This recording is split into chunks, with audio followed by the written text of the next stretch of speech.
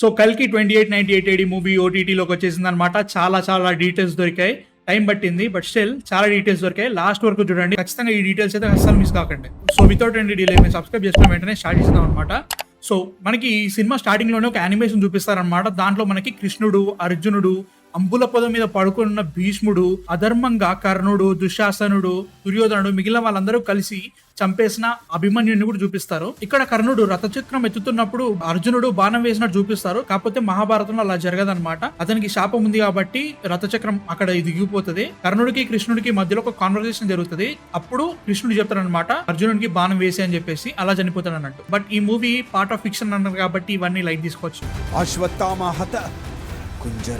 ఇక్కడ అశ్వత్థామ హత కుంజరహ అన్నది ధర్మరాజు అన్నమాట. ధర్మరాజు అన్నాడు కాబట్టి ద్రోణుడు యుద్ధం చేయకుండా కింద పడిపోతాడు అనమాట. ఇక్కడ కుంజరం అంటే ఏనుగు అని అర్థం. ఇక్కడ ద్రోణుడిని చంపేది దృష్టద్యుమ్నుడు అనమాట. దృష్టద్యుమ్నుడు ద్రౌపది వల్ల అన్న. యాక్చువల్లీ ద్రోణుడిని చంపడానికే దృష్టద్యుమ్నుడు పుడతాడు అనమాట యజ్ఞంలోకి బయటకు వచ్చేసి. బట్ ఫన్ ఫ్యాక్ట్ అంటే తెలుసా, అసలు దృష్టద్యుమ్నుడు ద్రోణుడి తల నరికే ముందే ద్రోణుడు ఆల్రెడీ చనిపోయి ఉంటాడు. ఇక్కడ అశ్వత్థామ గడ్డిపోచకి అభిమంత్రించేది బ్రహ్మశిర అస్త్రం అనమాట. అస్త్రాలలో కూడా చాలా డిఫరెంట్ ఉంటాయి. అస్త్రం శస్త్రాలు డిఫరెంట్ గా ఉంటది అనమాట. శస్త్రం అంటే మన బాణాలు, కత్తులు, గదలు, ఇవన్నీ శస్త్రాలు అనమాట.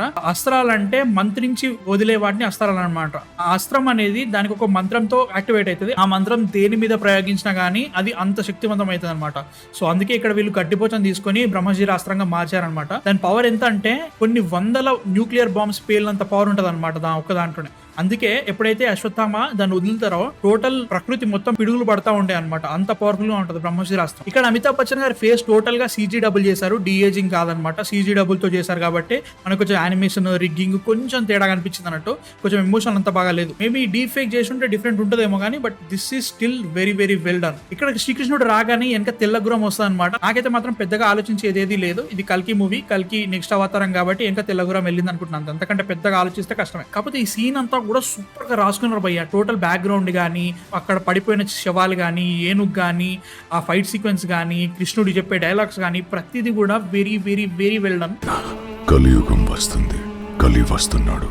అండ్ ఆల్సో కృష్ణుడు ఇక్కడ కలికాలాన్ని, కలిని మెన్షన్ చేస్తారనమాట. అండ్ ఆల్సో మీరు గుర్తుపెట్టుకోవాల్సింది ఏంటంటే ఈ మూవీలో ఉన్న యాస్కిన్ కలి కాదు, కలి కింద పనిచేస్తాడు యాస్కిన్ 7 కాంప్లెక్స్ తయారు చేసిండు. మేబీ ఒక్కొక్క కాంటినెంట్ ఒక్కొక్క కాంప్లెక్స్ ఏమో, బట్ స్టిల్ నాకైతే అట్లా అనిపిస్తుంది. కలి అయితే సచిన కాదు. ఎప్పుడైతే కృష్ణుడు అశ్వత్థామ నుంచి మనీ తీసుకుంటాడో మనకు ఒక యానిమేషన్ స్టార్ట్ అవుతుంది అనమాట. ఈ యానిమేషన్ లో మనుషుల హిస్టరీ అంతా చూపిస్తారనమాట. ముఖ్యంగా యుద్ధాల మీద నుంచి హిస్టరీ అనమాట. ఇది నార్స్ అనుకుంటా, నెక్స్ట్ రోమ్, హిట్లర్, నాజీస్ వాళ్ళు చేసిన హోలోకాస్ట్ ని చూపిస్తారు. ఐ థింక్ ఇది వియట్నాం వార్ అనుకుంటున్నా. అండ్ మేబీ ఇది సిరియా, ఇరాక్ ఆర్ ఇరాన్ ఏదో ఒక కంట్రీలో జరిగిన వార్ అనుకుంటున్నా. ఇవే కాకుండా మెల్లిగా వరల్డ్ మొత్తం పొల్యూట్ అయిపోయి లాస్ట్ కి అన్ని కంట్రీస్ వాళ్ళ న్యూక్లియర్ వెపన్స్ ని వాడేసి టోటల్ భూమి మొత్తాన్ని డ్యామేజ్ చేసినట్టు చూపిస్తారనమాట. దాని తర్వాత యాస్కిన్ తన కాంప్లెక్స్ ని తయారు చేసి భూమి మీద ఉన్న రిసోర్స్ అన్ని పైకి లాగేసుకున్నట్టు చూపిస్తారు మనకైతే మాత్రం. నెక్స్ట్ ఈ షాట్ లో గంగా నది మొత్తానికి ఎండిపోయింది. మీరు గమనిస్తే నది చుట్టూ కూడా చాలా వరకు కూలిపోయిన ఫ్యాక్టరీ కనబడుతుంది అనమాట. మేబీ ఆ ఫ్యాక్టరీస్ నుంచి వచ్చే పొల్యూటెన్స్ తో గంగా పొల్యూట్ అయి ఉంటది. నాకైతే అలా అని అనిపిస్తుంది. ఇక్కడ ఈ బుడ్డోడు మీ అక్కయ్య అనగానే డౌట్ పడతా ఉంటాడు అనమాట. మళ్ళీ దీన్నే కన్ఫర్మ్ చేసుకొని అమ్మాయిలకి యూనిట్స్ ఇస్తున్నారు అనగానే ఫస్ట్ ఈ బుడ్డోడే నా దగ్గర ఒక అమ్మాయి ఉంది, నాకు ఎన్ని యూనిట్స్ ఇస్తావు అని అడుగుతాడు. ఈ పర్టికులర్ సీన్ బట్టి మనకు అర్థమైంది ఏంటంటే చిన్న పిల్లల్లో కూడా కలి ప్రభావం విపరీతంగా ఉందన్నట్టు చూపిస్తున్నారు అనమాట. యాక్చువల్లీ కాశీ కన్నా ముందే బాంబే సిటీ కూడా ఉండేది. కాకపోతే రెబల్స్ తో వార్ జరిగి ఆ సిటీ కూడా డ్యామేజ్ అయింది అనిపిస్తుంది నాకైతే మాత్రం. ఆ పర్టికులర్ లైన్ ని నీట్ గా OTT నుంచి ట్రిమ్ చేసేసారు. థియేటర్ లో వాళ్ళు చెప్పారనమాట బాంబే సిటీ కూలిపోయింది, ఇంకా మిగిలింది కాశీ ఒకటే అని చెప్పేసి. కాశీలోకి ఎంటర్ కాకముందే మనకి ఇక్కడ చాలా టెంపుల్స్ మట్టిలో కలిసిపోయినట్టు చూపిస్తారనమాట. అందులో ఒక టెంపుల్ లో అశ్వత్థామ ఉన్నాడు. ఈ షాట్ లో ట్రక్ వస్తున్నప్పుడు పైన గమనిస్తే ఆ బ్రిడ్జ్ మీద ఇద్దరు కొట్లాడుకుంటా ఉంటారు అనమాట. మేబీ ఫుడ్ కోసం కొట్లాడుకుంటున్నారు అనిపిస్తుంది అనమాట. ఎందుకంటే సీన్ మొత్తం అలానే ఉంటది టోటల్ గా. అత్యంత పవిత్రమైన కాశీ క్షేత్రం కలియుగంలో ఈ రకంగా మారిపోయిందని చూపెట్టడం మాత్రం వేరే లెవెల్ అనిపించింది నాకైతే మాత్రం. ఇక్కడ వీడు ఒక బలిని ఫ్రై చేసుకుని తింటున్నాడు ఫుడ్ దొరకక ఖచ్చితంగా. కాకపోతే చైనీస్ వాళ్ళ ప్రభావం బాగానే ఉన్నట్టు అనిపిస్తుంది నాకైతే మాత్రం. అండ్ వాడు తినేది కూడా ఒక గుడి లోపల కూర్చొని తింటున్నాడు. అండ్ అక్కడే మనకి అసలు ఎలాంటి డైలాగ్స్ లేకుండా కాశీలో దేవుడిని ఎవరు కొలవట్లేదు, దేవుడు బ్యాన్ అని చెప్పడానికి నీట్ గా చూపెట్టేసుకున్నాడు అనమాట సెటప్ అంతా నాగేశ్వరం. ఇక్కడ రెబల్స్ ప్లేస్ యాక్చువల్లీ ఒక హైపర్ లూప్ స్టేషన్ అన్నట్టు. హైపర్ లూప్ అంటే మ్యాగ్నెటిజం తో నడిచే ట్రైన్స్ అనమాట. ఇలాన్ మస్క్ దీన్ని తయారు చేయడానికి చాలా ట్రై చేస్తున్నాడు చాలా రోజులుగా. ఇక్కడ ట్రైన్ మీద కూడా కాశీ లూప్ అని రాసి ఉంటుంది అనమాట. ఇది ఒక అండర్ గ్రౌండ్ రైల్వే స్టేషన్ లాంటిది కాదు, హైపర్ లూప్ యాక్చువల్లీ. నాకైతే మాత్రం ఇక్కడ ఉన్న సేబర్ టూత్ యానిమేషన్ అయితే చాలా బాగా నచ్చింది. మనకి ఎప్పుడైతే RRR లో రాజమౌళి గారు చెప్పినట్టుగా ప్రతి ఎలిమెంట్ దీనిలో చాలా రియల్ గా అనిపించింది. ఓ హలో మరియం, ఇంకా అంతే అందంగా ఉన్నావు. ఇక్కడ మానస్ మరియంతో చాలా పరిచయం ఉన్నట్టు మాట్లాడుతూ ఉంటాడు. మేబీ ముందు చెప్పినట్టుగా బాంబేలో ఉన్న వార్ లో తెలిసిందేమో. అండ్ ఆల్సో ఇక్కడ గమనిస్తే మీరు మానస్ యాపిల్ కొరుకుతుంటే ఇతని ఎక్స్ప్రెషన్ చూడండి, ఫుడ్ దొరకక అందరు ఇలా కొట్టుకొని చచ్చిపోతున్నారు. ఇక్కడ రూమి చెప్పే పేర్లు గమనిస్తే Ahura Mazda, from Zoroastrianism, Rudra Chakri, Tibetan Buddhism లో శంబాల అదే షాంగ్రీలాలో వచ్చే 25th కింగ్ అదే కల్కి, సెకండ్ కమింగ్ ఆఫ్ జీసస్ ని కూడా మెన్షన్ చేస్తారనమాట. అంటే అన్ని మతాలు అన్ని జాతులు వెయిట్ చేసే 10వ అవతారమైన కల్కి వస్తున్నాడని చెప్పే లోపు మానస్ రూమిని షూట్ చేసేస్తారనమాట. ఇక్కడ ఆల్రెడీ రెబల్ స్టార్ హోలోగ్రామ్ ని కనిపెట్టేశారు చాలా మంది. నేను దాని గురించి ఎక్కువ మాట్లాడను. And I'll be very very honest, ఈ పర్టికులర్ ఇంట్రో సీన్ కొంచెం లాగ్ అనిపించింది. సినిమా మొత్తంలో నాకు లాగ్ అనిపించింది ఇది ఒకటే సీన్, మిగతా అంతా బాగుంది నాకైతే. మీ థాట్స్ కింద కామెంట్స్ లో చెప్పండి. ఇక్కడ ఏదైనా పాట పెట్టమంటే బుజ్జి భగవద్గీత పెడుతుంది. అది కూడా సీన్ లో ఎంత బాగా వర్కౌట్ అయిందంటే, అక్కడ భగవద్గీతలో ఆత్మ గురించి చెప్తుంటే ఇక్కడ భైరవ తన హాలోజెమ్స్ వాడుకొని హాలోగ్రామ్స్ తోటి ఫైట్ చేస్తూ ఉంటాడు అనమాట. మీరు కట్ చేసి చూస్తుంటే ప్రతి లిరిక్ ప్రతి సెంటెన్స్ అక్కడ జరిగే సీన్ ని ఇంకా బాగా వర్ణిస్తున్నట్టు అనిపిస్తుంది అనమాట. చాలా బాగా రాసుకున్నారు. ఇక్కడ దీపిక పేరు SUM80 కాదు, SUM80. అందుకే వాళ్ళ ఫ్రెండ్ ఆమెని M80 అని పిలుస్తుంది అన్నట్టు. ఇక్కడ ఎక్స్ట్రాక్ట్ చేసి చనిపోయిన అమ్మాయి పడే మంటలో వేరే సైడ్స్ నుంచి ఇంకా అమ్మాయిలు పడుతూ ఉంటారు అనమాట. అంటే ఇలా చాలా ఎక్స్పెరిమెంట్స్ జరుగుతున్నాయి. అండ్ ఆల్సో సినిమా మొత్తంలో వాళ్ళు ఎప్పుడు కూడా ల్యాబ్ అని మాట్లాడరు, ల్యాబ్స్ అంటారు. అలాంటివి చాలా ల్యాబ్స్ ఉన్నట్టున్నాయి. సో ఈ పెద్ద రోబోట్ నేత మాత్రం సినిమా చూడకముందు ఒక పెద్ద ఏలియన్ అనుకున్నా, కాకపోతే దాన్ని పవర్ చేసేది బాగానే చూపిస్తారనమాట. సో రోబోట్ అనుకుంటాను నేత మాత్రం. సో యాస్కిన్ టెంపుల్ లో హ్యూమన్ ఎవల్యూషన్ ని స్కెలిటన్స్ తో చూపిస్తారు చూడండి. ఆ డీటెయిల్ మాత్రం చాలా బాగుంది. అండ్ ఈ ముసలి యాస్కిన్ అరౌండ్ 180 to 190 years old అంట. అందుకే చాలా హిస్టరీ చూసినాడు కాబట్టి మనిషి మారడానికి ఫిక్స్ అయిపోయి ఈ రీసోర్స్ అన్ని పైకి లాగేసుకున్నాడు అన్నట్టు. అండ్ ఆల్సో ఫస్ట్ వచ్చిన యానిమేషన్ కూడా మనకి ఒక కైండ్ ఆఫ్ ఎగ్జాంపుల్ ఇస్తుంది అనమాట. మనుషులు ఇంత పెద్ద పెద్ద తప్పులు చేశారు కాబట్టి యాస్కిన్ లాంటోడు ఇలాంటి డ్రాస్టిక్ మెజర్ తీసుకున్నాడు అనే ఒక సెటప్ పెట్టుకున్నారని నాకైతే అనిపించింది అన్నట్టు.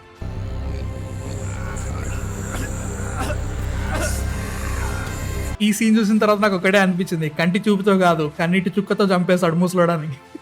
అసలు సినిమా మొత్తంలో కర్ణుడి హింట్స్ చాలా చాలా ఎక్కువ ఉన్నాయి. మన భైరవ బ్యాక్ స్టోరీ కూడా కర్ణుడికి చాలా సిమిలర్ గా ఉంటది అనమాట. అక్కడ కుంతిదేవి నీళ్ళలో వదిలేస్తే కర్ణుడు ఒక రథసారథి అయిన అధిరథుడికి దొరుకుతాడు అనమాట. ఇక్కడ యుద్ధంలో కెప్టెన్ కి దొరుకుతాడు. అధిరథుడు రథసారథి అయితే ఇక్కడ కెప్టెన్ ఒక పైలట్ అనమాట. అండ్ కెప్టెన్ భైరవకి అన్ని నేర్పిస్తాడు అనమాట. అందుకే ఇలా ఉంది. కెప్టెన్ కున్న టాటూ కూడా భైరవకు ఉంది. మేబీ అతని గుర్తుగా భైరవ వేసుకుని ఉంటాడు, లేకపోతే వీళ్ళందరూ సోల్జర్స్ కాబట్టి సోల్జర్స్ అందరికి ఆ టాటూ ఉండొచ్చు కాబట్టి అట్లా రావచ్చు. నాకైతే అలా అనిపిస్తుంది. నాకెందుకు భైరవ వాళ్ళ మదర్ కూడా కాంప్లెక్స్ నుంచి తప్పించుకున్న అమ్మాయి అనిపిస్తుంది భయ్యా. ఎందుకంటే కుంతి రెఫరెన్స్ ఇవ్వాలి కదా, కరింది కాకపోతే భైరవ బతకాలని చెప్పేసి వదిలేసి ఉండొచ్చు. నాకైతే అలా అనిపిస్తుంది. అలా ఉంటే బాగానే ఉంటుంది అనిపిస్తుంది నాకు. ఎందుకంటే కాంప్లెక్స్ అనేది ఇంకొంచెం క్రూయల్ అయిపోతుంది. మన హీరో కూడా బాగా అన్యాయం జరిగింది అనే ఒక ఫీలింగ్ లో బాగుంటుంది. ఇక్కడ మనకి కెప్టెన్ బ్యాక్ స్టోరీలో వీళ్ళు ఒక లైట్ స్వార్డ్స్ వాడతారు. ఇది లిటరల్లీ స్టార్ వార్స్ లైట్ సేబర్స్ నుంచి ఇన్స్పైర్ అయ్యారు. మనకి ఆల్రెడీ తెలుసు నాగేశ్వరన్ ఎంత పెద్ద స్టార్ వార్స్ ఫ్యానో. ఖచ్చితంగా ఇలాంటి రెఫరెన్స్ గ్యారంటీగా పెట్టుంటాడు. అండ్ ఆల్సో కెప్టెన్ కి గ్యాంబ్లింగ్ అలవాట్లు బాగానే ఉంటాయి. అండ్ ఇది మహాభారతంలోని ధర్మరాజు యొక్క జూదం references అనేటివన్నీ.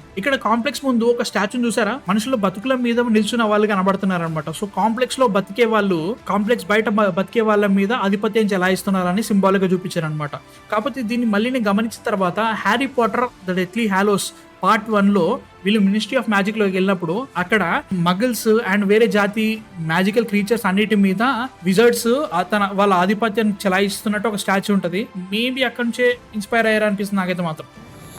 Roxy work permit for 70 days.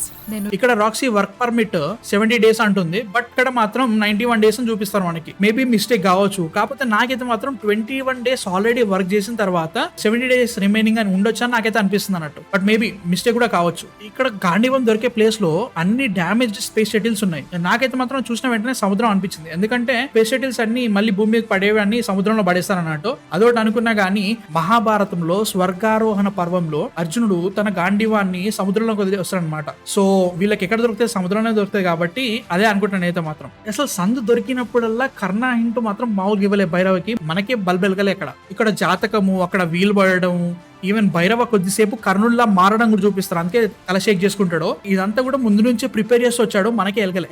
And interval scene అయితే పీక్స్ మామూలుగా లేదు. కృష్ణావతారంలో వసుదేవుడు ఆ బిడ్డను నది దాటించడానికి ఆ నది ఎలా చీలిందో ఇక్కడ సుమేటి కడుపులో ఉన్న కల్కి కోసం మంటలు అలా చీలిపోయినాయి. అది మాత్రం వేరే లెవెల్ విజువల్ అది. అండ్ ఆల్సో ఈ పర్టికులర్ కల్కి అవతారానికి లింక్ ఉన్న క్యారెక్టర్స్ అన్ని మూవీలో అంటే అశ్వత్థామ అండ్ కర్ణ అయిన భైరవ వాళ్ళందరికీ సిగ్నల్స్ వెళ్ళిపోయినాయి. అందరూ ఒకటేసారి ఓకే ఏదో జరగబోతుంది అనే ఫీలింగ్ లో ఉంటది అనమాట. అది మాత్రం సూపర్ ఉంది సీన్. ఈ బాణీ రూమ్ లో గాంధీవమే కాకుండా తిరుపతి వెంకటేశ్వర స్వామి కిరీటము, ఏన్షియంట్ టైం డయల్, నాకు ఎందుకో కాలచక్రం అనిపిస్తుంది. అదే కాకుండా ఏన్షియంట్ గద ఒకటి, కొన్ని విగ్రహాలు చూడొచ్చు, ఇంకా చాలా డీటెయిల్స్ ఉన్నాయి. సో ఆయన ఒక ఆర్కియాలజిస్ట్ అండ్ ఆల్సో ఇతిహాసాసు పురాణాస్ మీద బాగా పట్టున్న వ్యక్తిగా మనకు ఆల్రెడీ ఈ పర్టికులర్ సీన్ తోటి ఎస్టాబ్లిష్ అయిపోయింది. ఇక్కడ రాజమౌళి గారి ట్రిగ్గర్ హ్యాండిల్ గురించి చాలా మంది ఆల్రెడీ చెప్పేశారు, బాహుబలి కత్తిలా ఉందని చెప్పేసి. దాని గురించి నేను ఎక్కువ మాట్లాడడం కానీ ఈ సీన్ అయితే మాత్రం వేరే లెవెల్ హిలేరియస్. థియేటర్ లో చాలా నవ్వుకున్నా. 10 years దొక్కుతా అంటాడు. ఇక్కడ ఈ మూమెంట్ మాత్రం ఎన్నిసార్లు చూసినా నవ్వు వస్తుంది పోయా. గుర్తుకున్న తర్వాత భైరవ ఎక్స్ప్రెషన్స్ అయితే మాత్రం బాగులే నవ్వురాలి నాకైతే మాత్రం. Really hilarious. ఇక్కడ వీరన్ సుమతిని 4th వరల్డ్ అయిన ఫ్లక్స్ ల్యాండ్ కి తీసుకెళ్దాం అంటే సిరియస్ నోమెన్ తినేస్తారంటాడు అనమాట. మేబీ ఫ్లష్ క్లాన్స్ కి తీసుకెళ్ళొచ్చాము, అక్కడ ట్రాక్ చేయలేరు. నో వన్ తినేస్తారు. సో నోమెన్ ఎవరు? క్యానిబల్సా? నాకైతే అలా అనిపిస్తుంది. అండ్ ఈ 4th వరల్డ్ గురించి మేము ఆల్రెడీ ఒకసారి మాట్లాడేసిన వీడియో, మీరు సబ్స్క్రైబ్ చేసుకున్న వీడియోస్ అన్ని చూస్తుంటే ఇంకా బాగుంటుంది అనమాట. Please subscribe. అండ్ సుమతి శంబాలలోకి అడుగు పెట్టిన వెంటనే వాన పడడం స్టార్ట్ అవుతుంది అనమాట.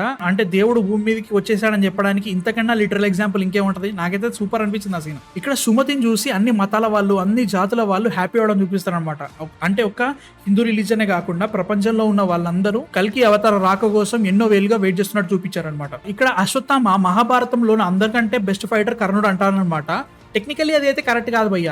అర్జునుడు మహాభారతం మొత్తంలోనే బెస్ట్ ఫైటర్ అనమాట. బట్ ఇది అశ్వత్థామ పర్స్పెక్టివ్ లో చెప్తున్నాడు అనుకుంటాను నేనైతే మాత్రం. అండ్ హైలైట్ ఏంటంటే మహాభారతంలో అశ్వత్థామకి కర్ణుడికి పెద్దగా పడదు. ముఖ్యంగా ఎగ్జాంపుల్ తీసుకుంటే మనకి ఉత్తర గోగ్రహణంలో జరిగిన వార్ సీన్ లో కర్ణుడి గురించి అశ్వత్థామ ఒక మాట అంటారు అనమాట. దాన్ని బట్టి అర్థమైపోతుంది అనమాట మనకి. బట్ సినిమాలో వీళ్ళిద్దరు బెస్ట్ ఫ్రెండ్స్ అన్నట్టుగా చూపించారనమాట. బట్ యాజ్ ద సైడ్ ఇది ఒక వర్క్ ఆఫ్ ఫిక్షన్ అంటున్నారు కాబట్టి నేను లైట్ చేసుకుంటా. ఇక్కడ వీడు సుమతి వాళ్ళ ట్రక్ కి ట్రాకర్ పెట్టాడు కాబట్టి మానస్ వాళ్ళకి శంబాల అడ్రస్ ఎక్కడుందో తెలిసింది. భైరవ అయితే అడ్రస్ చెప్పలేదు. భైరవ జస్ట్ సుమతిని తీసుకొని కాంప్లెక్స్ వాళ్ళకి అప్పగిద్దాం అనుకున్నాడు కానీ వాళ్ళని ఇక్కడ రప్పిద్దాం అనుకోలేదు. ఇక్కడ ఫైనల్ ఫైట్ లో వీరన్ స్పీచ్ ఇచ్చాక రేపటి కోసం అన్నప్పుడు తన గన్ లో ఉన్న లైట్ ఫ్లిక్కర్ అవుతుంది.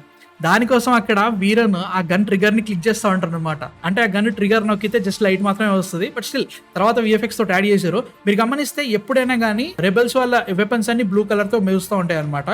అండ్ ఆల్సో ఎప్పుడైతే వీరన్ ఆ మైక్ మీద చేపెట్టగానే అక్కడ లైట్ వెలుగుతూ ఉంటుంది. This is a very interesting detail. So final గా బుజ్జి ఆ బటన్ నొక్కితే మనం ఎక్కడికి వెళ్తామో మనకే తెలియదు అన్నప్పుడు నాకైతే మాత్రం 101% వీళ్ళు ఫ్లక్స్ ల్యాండ్ కి వెళ్తారని నాకైతే అనిపిస్తుంది. అక్కడ నోమెన్ ఉంటారు, అన్ని ఉంటాయి. అక్కడ వాళ్ళని ఎవరు ట్రాక్ చేయలేరు. అండ్ ఆల్సో అక్కడ నోమెన్ అనేది ఒక క్రీచరా మనుషులా ఎవరో తెలీదు, వాళ్ళైతే ఉంటారనమాట. సెకండ్ పార్ట్ లో ఇంకా ఇంట్రెస్టింగ్ అవబోతుంది. ఆల్రెడీ లీక్ అయిన ఒక ఇమేజ్ తో మనకు తెలిసిపోయింది అనమాట. భైరవని అండ్ సుమతిని వీళ్ళు హ్యాండ్ కఫ్స్ తో బంధించి తీసుకుపోవడం కూడా మనకు చూపిస్తారు అనమాట. సో సెకండ్ పార్ట్ లో ఈ స్టోరీ ఎలా కంటిన్యూ అవుతుందో మాత్రం చాలా ఇంట్రెస్టింగ్ గా ఉండబోతుంది. బట్ కల్కి 2898 AD అనే ఒక సినిమా ఇండియన్ ఫిలిమ్స్ లోనే one of the best films అని నా ఫీలింగ్ అనమాట. ఎన్నో డీటెయిల్స్ తో మన మిథాలజీని, ఫిక్షన్ ని చాలా అద్భుతంగా కంబైన్ చేశారనమాట. దీని సెకండ్ పార్ట్ అయితే ఇప్పట్లో రాదు. బట్ స్టిల్ అప్పటి వరకు ఈ సినిమాని ఎంజాయ్ చేద్దాం. But man I'm really waiting for the second part. Me thoughts ఏంటి ఈ డీటెయిల్స్ చూసిన తర్వాత? ప్లీజ్ ఈ వీడియో కనుక నచ్చితే మాత్రం లైక్ చేసేసి షేర్ చేయండి ఎవరికైనా ఫ్రెండ్స్ కి. అండ్ ప్లీజ్ సబ్స్క్రైబ్ అయితే చేసేసుకోండి. మన ఛానల్ టార్గెట్ 50,000 అనమాట, దాటేసేద్దాం.